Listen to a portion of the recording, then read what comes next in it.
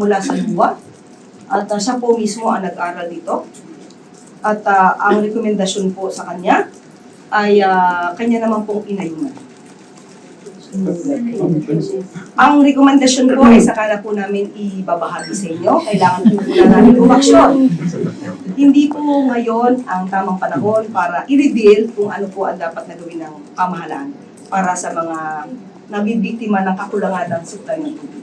Pero may immediate marching orders po ba si President Salluman or dun sa other 8 concerned government agencies? Kapag tayo po ay nabigyan na po ng pagkakataon na maibigay po ang detalye kung ano man po ang gagawin ng gobyerno at pamahalaan para sa mas mabilis na pag-aksyon sa mga biktima nito ng kakulangan ng supply ng tubig, ibabahagi ko po sa inyo.